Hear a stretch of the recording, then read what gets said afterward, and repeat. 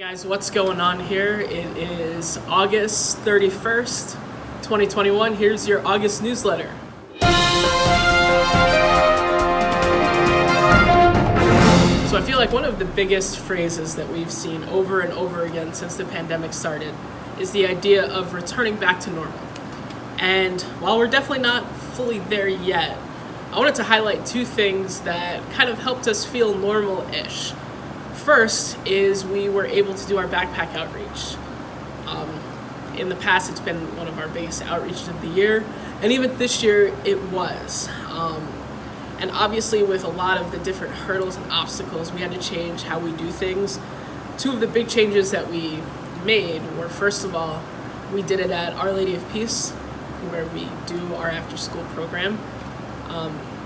That was a big change because we've done it for years and years at the park. If you've come out and helped in the past, you've probably noticed that.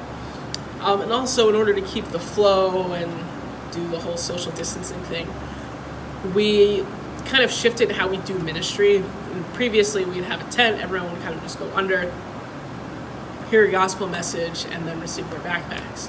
This year, we focus a lot more on prayer. So every single family that received a backpack got prayer. Overall, we gave out about 100 backpacks, well over 100. I don't have that exact number. And for a new location, still kind of in the midst of a pandemic, we really felt like it was a great success. For me personally, one of the greatest successes that we had was being able to see people that we hadn't seen in a long time. God's really good at putting people back together. I feel like that's one of the big things about this summer, and hopefully also going into the fall, is that we see a lot more of the connections that we used to have strengthen, and then the connections that we made during the pandemic continue to strengthen as well.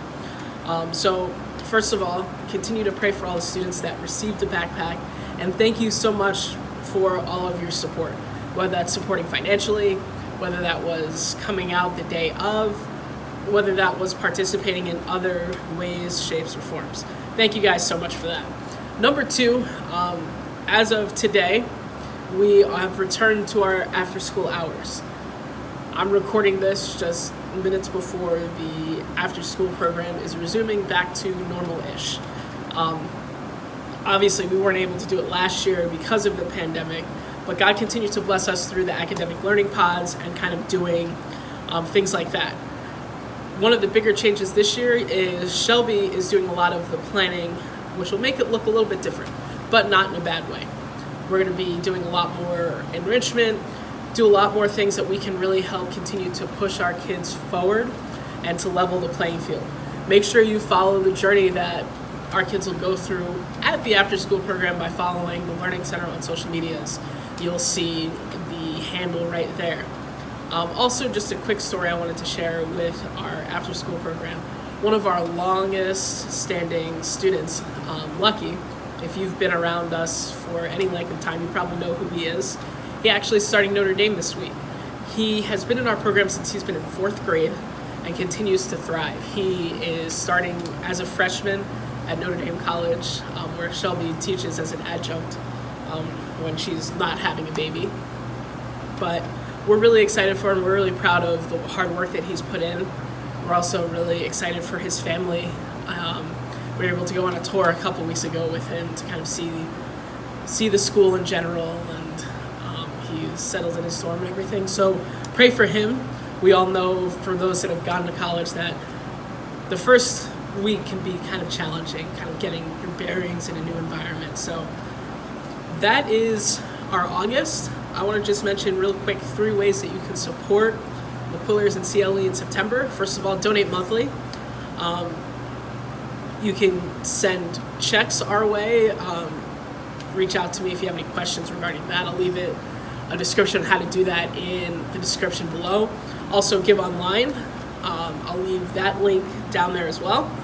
If you want to volunteer, that is our second way that you can support us. Come out and read with a kid for a day or a week, whatever you really can fit in your schedule. Reach out to me for more information, whether that's on social media, by phone, email. I'll leave all that as well below. And thirdly, support our Tavern Coffee House Breakthrough and Buckeye effort.